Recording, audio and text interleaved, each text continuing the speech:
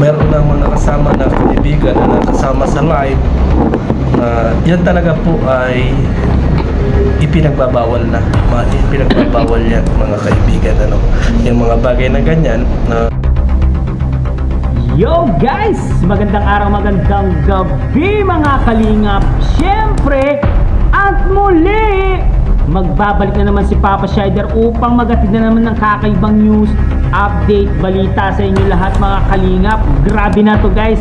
Ito na naman ang issue na naman guys. Guys, ano na naman to?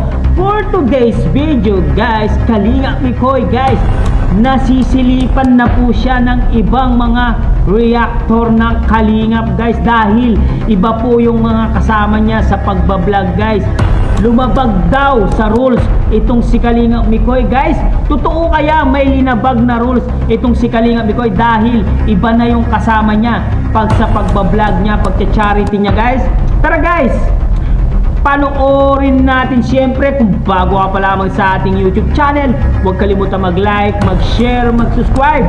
Pahit na notification bell button para updated kayo sa mga ilalabas natin reaction video mga kalingap. At siyempre guys, no, huwag kalimutan suportahan si na Kuya Bal Santos Matubang, Ate Eda Vlogs, Kalingap Rab, Kalingap Team, siyempre Kalingap Reactor, Papa Shider TV. Itong video nito guys ay napanood ko kay Virador guys. Siya ang nag-reaction dito about doon kay Mikoy, about sa rules na medyo may linalabag yata si Kalingap Mikoy pagdating sa mga kasama niya na hindi naman pala Kalingap team, hindi kasama sa Kalingap guys. Kaya panoorin na natin guys ang mga sasabihin ni Virador dito guys. Panoorin na natin. Let's go! ito kay Kalingap Mikoy mga kaibigan, mga kalingap. At sabi nila dito is may charity, may naman sariling vlogger itong si Kalingap Mikoy. Sasagutin po natin yan at meron din mga nagtatanong kung yung mga kasama ni Kalingap Mikoy ay Kalingap na mga kaibigan. Pero bago yan, i-shout out muna kay Kuya Bal Santos Matubang, Kalingap Rab, and Adedna sa lahat po ng ating mga viewers. Mega love shout out po sa inyong lahat mga kaibigan. Pero di sa Bicolana, Ate Biconsiderate and Ma'am Misty Gayons, ganun din po ay King Vlog. Sana po supportan natin ang kanilang mga YouTube channel. Ganun din po mga kaibigan, mga kalingap dito sa lahat ng mga nasa reactor na digit reactor ng kalingap mga kaibigan, mga kapatid.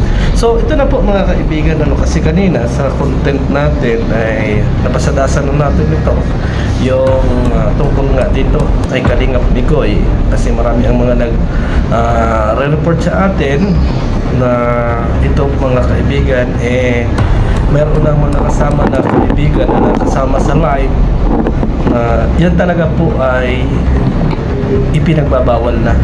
Ipinagbabawal yan mga kaibigan, ano, yung mga bagay na ganyan na makipag-collaboration sa hindi kalingap, lalo na dito sa ating mga sinasabi natin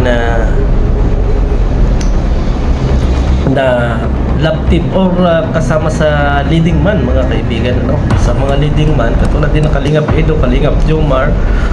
Ang mga nakakasama nila sa live ay mga Kalingap partner din, kasi nga mga kaibigan nasa roles natin yan, ano, Grabe. dapat nakasama mo sa mga vlogging at sa mga live at promote ng channel ay legit na nasa Kalingap. Ang tanong dyan mga kaibigan, mga kalingap, kalingap na ba talaga itong mga kasama ni Kalingap Mikoy mga kaibigan, o ni Mikoy?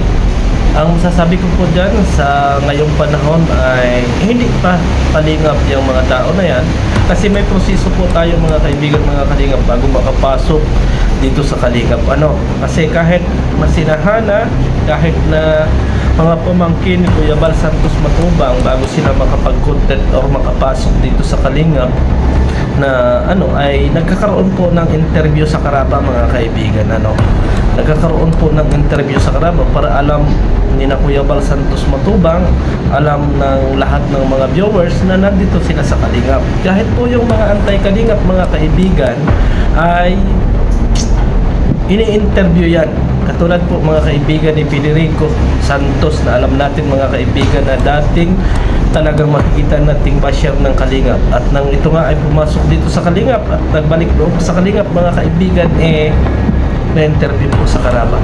Kaya huwag kayong magagalit sa akin, baka sabihin ninyo na ako ay basher. Hindi po, sinasabi lang natin yung proseso kasi ngayon pong 2026 mga kaibigan ay medyo mahigpit po yung magiging pangyayari. Kasi lahat po ng mga kasama o lahat ng mga charity vlogger na sakop ng Kalingap ay meron po dapat mga ID mga kaibigan. At kung yan pong mga kaibigan na yan ni Mikoy ay balak pasok dito sa Kalingap, agad po magsabi kay Kuya Bal Santos Matubang and Kalingap Rap. Ito po mga kaibigan ay baka sabihin ng mga viewers at mga supporter ng Mikris na basher na naman ako. Nagsasabi lang po ako ng totoo para hindi sila maligaw. Kasi baka isang araw malayo na yung inyong nararating dahil sa inyong kasikatan ay nakagawa na kayo ng sariling community mga kaibigan. May kakaroon na ng sariling community. Yan po yung iniiwasan natin. Hindi ko naman sinasabi na kayo ay magiging basher ng Kalingap. Ang sa akin lang, para legit na Kalingap. Katulad po yung mga bagong kasama ni Kalingap Rap mga kaibigan. Sina Bishi at kung sino pa po dyan ay na-interview po ng Karaba yan. Kaya sana mga kaibigan, yung ating pagkukunan na ganito at yung mga sagot natin kung sa mga tanong nila ay huwag niyong isipin na basher na agad ako or kung ano. Andito po tayo para ituwid natin yung tamang proseso para makapasok po dito sa Kalingap mga kaibigan. Para makapasok sa Kalingap, hindi naman po natin sinasara ang Kalingap kasi gusto nga natin mas madaming Kalingap, pero may proseso po tayo mga kaibigan. May proseso po tayo. Doon sa mga viewers, mga kaibigan, huwag kayong magalit. Kung nasasaling, nai-content ng mga reactor at nai-content natin itong mga bagay na ganito. Kasi nga, baka sabihin ninyo, bakit si ganon, bakit si ganito ay may kasamang ganon. Di ba? So, ituwid po natin yung dapat ay ituwid. Huwag po natin kampihan yung sa tingin natin ay mali kasi baka lumaki ang ulo mga kaibigan. Baka umusbong yung ulo at magkaroon ng pagsibol ay maaga pa ay pinagsasabihan natin mga kaibigan, mga kapatid, para sa ganon mas malinaw sa kanila. Kasi tatanong natin sa Karaba, ito bang mga kasama ni Mikoy ay Kalingap na? Na-interview ninyo ba ito? Ang sasagot sa atin, hindi ko nga kilala. Anong mangyayari sa atin mga kaibigan? Hindi po ito paghihigpit mga kaibigan. Ito po sinasabi ko para proseso kung talagang balak ninyong ipasok ang inyong mga kaibigan dito sa Kalingap, mag-report agad kayo kay Kuya Bal Santos Matubang. Mas mabuti na unahin ninyong mag-report kay Kuya Bal. Kahit kay Kalingap Rap ay late na kayong mag-report, ang mahalaga po mga kaibigan ay nakapunta naman na kayo kay Kuya Bal Santos Matubang. Sana huwag ninyong masamain yung mga pagpunang ganito mga kaibigan, kasi ito po, minsan kasi sa buhay natin kinakailangan na tayo ay magpuna para alam natin kung ano yung proseso mga kaibigan. Hindi po yung basta na katulad nakita natin, mga napanood natin mga kaibigan na yung mga kaibigan ni Kalingap Mikoy ay nagcha-charity rin, mga kaibigan, pero din charity vlog sila. So, paano kung halimbawa ay matulad sa ibang Kalingap partner mga kaibigan na nagkaroon po ng sigalot o nagkaroon po ng reklamo? Ano po ang sasabihin nila dyan? Vlogger ni Kuya Bal Santos Matubang or vlogger ni Kalingap Mikoy? Yun po yung tanong natin dyan mga kaibigan. Kasi kung ang sasabihin mga kaibigan ay vlogger ako ng Kalingap, medyo hindi pantos yun mga kaibigan. Ay, ang masasabi niya siguro, kung mababarangay, hindi naman natin ibig sabihin na gustuhin na mabarangay. Yun ay halimbawa lang. Halimbawa lang yun, mga kaibigan. Yun nga guys, narinig natin si Pres Briador sa kanyang mga sinabi about kay Mikoy sa mga kasama niya, dahil yung mga kasama pala ni Mikoy ay hindi naman pala kalingap dahil magkakaroon daw ng problema kapag patuloy pa rin na hindi nagpa-member itong mga kasama niya sa kalingap guys, no? Pero para sa akin guys, no, ang pagkakamali, may pagkakamali naman talaga, konting pagkakamali lang naman. Pero ang pagkakamaling yun, naisama ni Kalingap Mikoy sa vlog itong si Papa Bol tsaka si Papa Eddie Bol guys. Pero kung hindi siguro nakuhanan ng video yung mga kasama niya at hindi nag-trending yung mga video ni Mikoy, ay hindi po masisilipan yan. Ngayon guys ay nasisilipan na po siya dahil number 2 itong si Kalingap Mikoy sa charity vlogging, no? Kasama po sa number 2. Kaya ayan po, nakita na po ang medyo pagkakamali ni Mikoy na kasi nga guys, sinasama niya nabibidyoan niya yung mga kasama niya sa pagcha-charity niya guys. Yun pala ay bawal pala sa Kalingap yun. Rules ng Kalingap guys ang sinabi ni Briador. Pero para sa akin, no, kung rules naman yung pinag-uusapan, ganyan yung rules, siyempre kailangan sundan na lang guys para wala ng problema, no? Para wala ng issue. Kapag sinundan ni Kalingap Mikoy yung issue, pwede naman mag-reactor yung dalawang kasama niya. Ay, yung kasing isa, editor lang kasi yun eh. Editor lang, tumutulong lang talaga yung dalawa kay Kalingap Mikoy sa pag-charity. Kaso, naagip sila ng camera, kasama sila sa video. Kaya nga nasita, kaya nga napuna po itong si Kalingap Mikoy guys, ng community ng Kalingap guys, no? Kasi ang balak lang ni Kalingap Mikoy ay samahan lang siya. Pero kung si Kalingap Mikoy lang ang nasa video, hindi po masisita yan, hindi makikita ng mga ibang reactor o community ng Kalingap, hindi po makikita yan. Yan lang po ang pagkakamali ni Kalingap Mikoy na isinama niya sa video yung dalawang kaibigan niya guys, no? Kasi nga guys, sabi nga ni Briador ay bawal daw at hindi po maaaring magipag-collaboration sa ibang mga vlogger guys, no? Yan lang po ang pagkakamali guys.